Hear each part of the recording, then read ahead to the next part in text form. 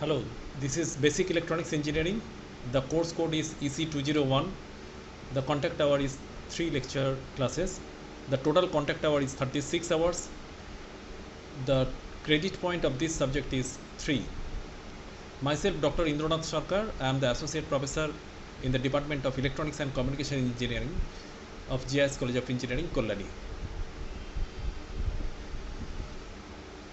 This course has 4 number of outcomes. We expect the students will be at the end of the course the student will be able to demonstrate PN junction diode, ideal diode, diode models and its circuit analysis, application of diode and special diodes. The student also will be explained how operational amplifiers are modeled and analyzed, and to design operational amplifier circuits to perform operations such as integration, differentiation on electronic signals.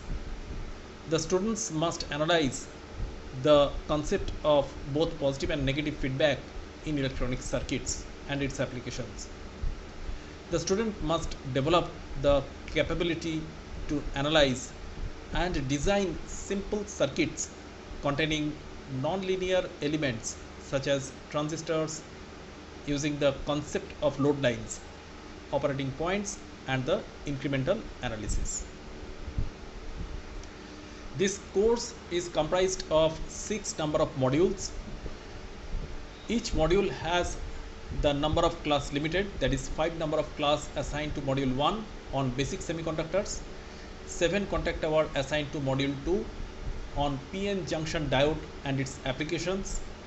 Module 3 has 8 contact hour on bipolar junction transistor. Module 4 has field effect transistor to describe within 6 contact hour.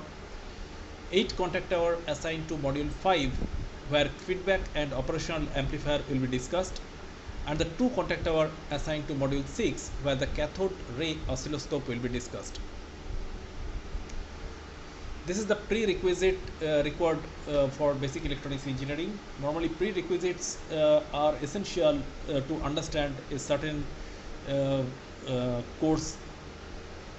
In this case, as the students are entering after class 12 into BTech courses and the basic electronics engineering is studied in the first year, so here we expect the basic course of electronics engineering progress from the fundamentals of electricity, direct current, devices and circuits, series and parallel circuits, to the study of active and passive components, Ohm's law, Kirchhoff's law, that is Kirchhoff's voltage law and Kirchhoff's current law, as well as Ampere's law. In the modern electronics part of the physics in the 10+2, all these items have been taught.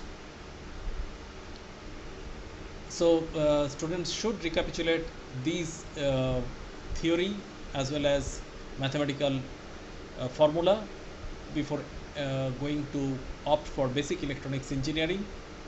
So therefore Kirchhoff's law, especially the Kirchhoff's voltage law and Kirchhoff's current law as well as Ampere's law, have plenty of applications in the design part of electronics devices, because basic electronics circuit is normally tells about the component description. That means there are several components exist in basic electronics engineering subject. All these components are defined, its characteristics defined, as well as the combination of such component may produce complex circuitry, and the categories of circuit and its input and output characteristics all have been defined. So basic electronics is an important subject. Here students are going through the description and characteristics of all these components, so that in future whenever they are interested about circuit realization, they shall recall about the characteristics they have studied in basic electronics engineering. And for this subject, the data sheet validation of each of these components are required to be carried out by the student, because some component whatever studied has limited features to be explained within the class, and there are detailed feature exists in the datasheet. If the student is interested to create some model, then student should deal with datasheet, the how to see the datasheet, and how what are the parametric values required to observe from the datasheet will be discussed in the class.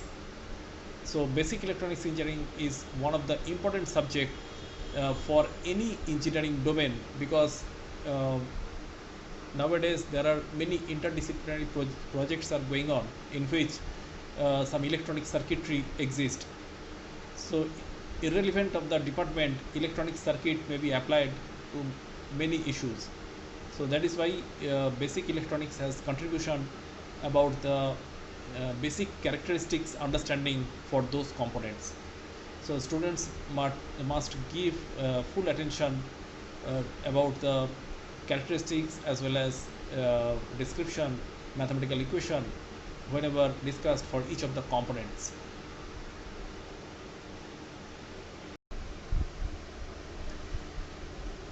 Now in the course outcome and program outcome mapping, we are seeing that there are 12 number of program outcomes which are mapped to the course outcome statements. So here, as 4 number of course outcome statement exist for basic electronics engineering, they are having different weightages assigned to each of the column of program outcomes. And here 3 depicts the high weightage assigned for a certain mapping, and 2 means the moderate linking, and 1 stands for the least linking. And when there is no link, it is kept vacant with a dash line. Now basic electronics is the foundation engineering subject, as well as it is the basic engineering subject. It has the uses of modern tools regarding the simulation of the circuits, as well as it has long-term relation to the student regarding the implementation of projects. So it's a lifelong learning weightage is very high, as well as various surrounding that is applications in the surrounding environment exist. That is why basic electronics engineering is mostly a foundation subject. That is why at the initial part of the program outcome 1, 2, 3, 4, 5 has a great linkage with basic electronics, as well as program outcome 11 and 12 are also. So if we look at the modern tool uses, as well as the project initiative, as well as the foundation engineering concept, we are getting higher weightage for the basic electronics engineering with those program outcomes. And similarly, if we have some long target, that is after a long duration, we have a target to implement certain circuitry which is useful for the mankind. That type of target may be fulfilled, and that is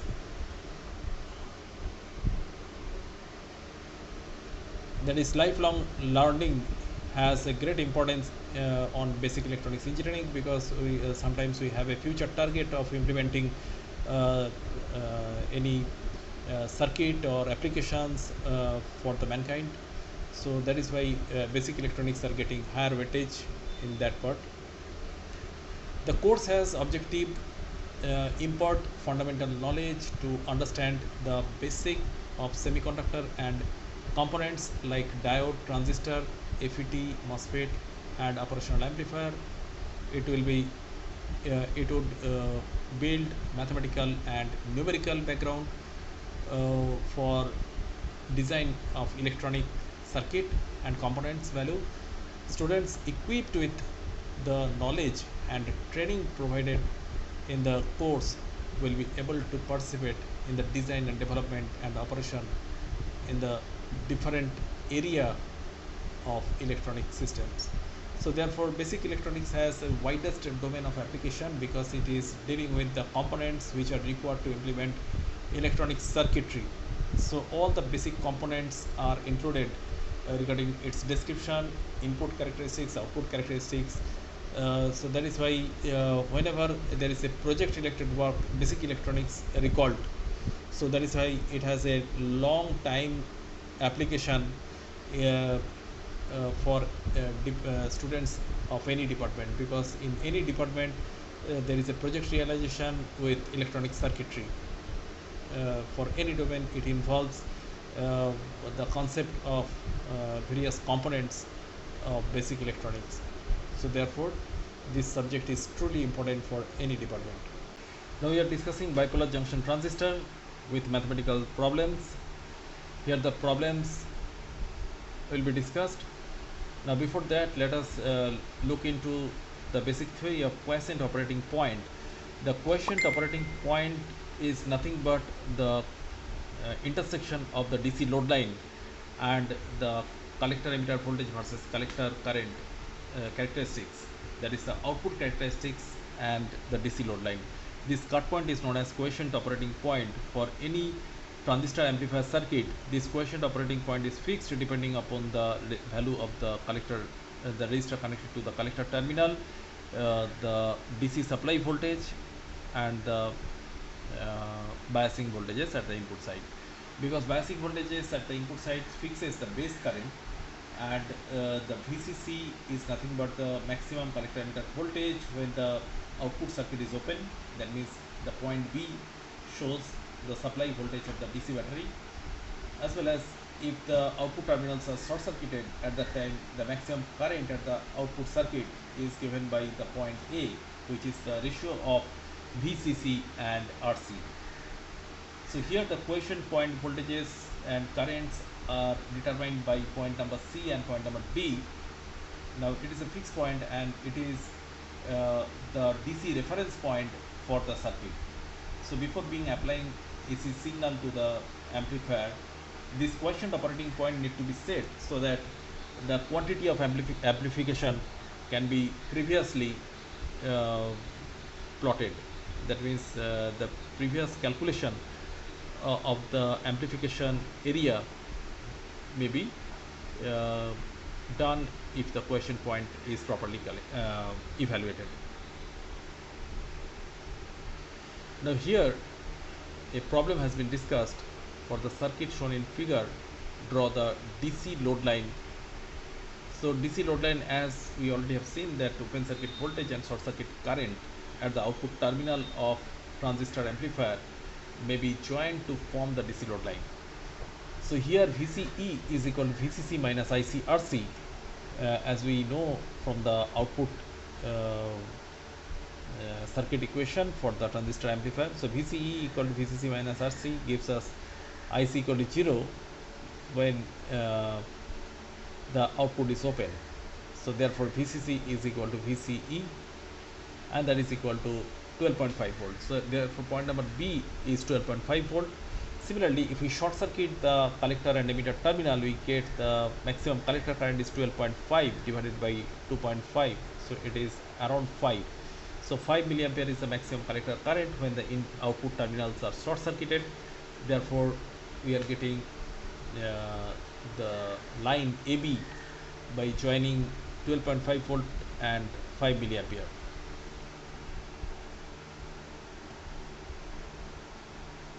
VCE equal to 0, then IC is equal to VCC by RC, and that is equal to 5 milliampere. So this is the way by which we can calculate. Another problem shows that in the circuit given below, which is a common emitter configuration, VCC equal to 12 volt, RC is equal to 6 kilo ohm. We have to draw the DC load line. What will be the quiescent operating point if a zero signal base current is 20 microampere and beta is equal to 50? So solution is the collector current, the collector emitter voltage VCE should be given by VCE is equal to VCC minus ICRC, and here the collector current is 0, so therefore VCE is equal to VCC, that is 12 volt. This locates the point B of the load line when VCE equal to 0, so therefore IC is equal to VCC by RC, that is 12 volt divided by 6 kilo gives us 2 milliampere. This locates the point A of the load line by joining the 2 points load lines AB is constructed, and therefore base current equal to 20 microampere and the beta is 50, therefore IC is equal to beta times IV, and that gives us it is 1 milliampere. Now for the output circuit equation, we can easily write VC equal to VCC minus ICRC. When IC is equal to 0, we can write a VC equal to VCC, that is equal to 12 volt. So that is the point B is 12 volt. Now VC equal to 0 gives us IC equal to VCC by RC, and as we know the values of VCC and RC, we can easily find out the IC max, that means the point number A, that is 2 milliampere. So therefore DC load line can be easily constructed from the given value, and thereafter by joining the 2 points AB, we are getting the DC load line. Now the zero signal base current is 20 microampere, beta is 50, therefore corresponding zero signal collector current, that is nothing but the quiescent current. Zero signal collector current means quiescent current. So quiescent current can be easily find out, it is 1 milliampere. So as 1 milliampere is found, if we take a parallel cut with respect to VCE axis from 1 milliampere, we are getting the Q point, and that gives us the voltage 6 volt from the graph. Also from equation we can write VC equal to VCC minus ICRC, as IC is equal to 1 milliampere for zero signal collector current, and we can easily find out the zero signal collector emitter voltage, that is equal to 6 volt. Therefore the quiescent point can be easily derived. Now in this problem, it has been asked that in a transistor circuit, collector load is 4 kilo ohm, whereas quiescent current, zero signal collector current, is 1 milliampere. What is the operating point if VCC equal to 10 volt? What will be the operating point if RC equal to 5 kilo ohm? Therefore here VCC is equal to 10 volt means IC equal to 1 milliampere. When collector load voltage, when the collector load resistance RC is equal to 4 kilo ohm, then VCE can be written as the output equation VCC minus ICRC, that is 10 minus 1 into 4, that gives us 6 volt. So operating voltage is 6 volt and 1 milliampere. So here RC is given 5 kilo ohm, therefore VCE equal to VCC minus ICRC, that is the output equation, gives us the operating point voltage and current values 5 volt and 1 milliampere. Now in this example, we have to determine the quiescent operating point of the transistor, and also you have to draw the DC load line. The beta is given 200 and VBE is 0.7, that means the cut-in voltage is 0.7. So from this circuit, as the biasing voltage is 10 volt and the base resistance is 47 kilo ohm, we can find out the DC load line is given between 20 volt and 60.6 milliampere. Now here from the output equation we can write VCE plus ICRC is equal to 20 volt. Now VBE is given cut-in voltage, so thereby we can find out the base current at the input side. So we can write the input circuit equation from which we can find out base current, and we can write the collector current as beta times IB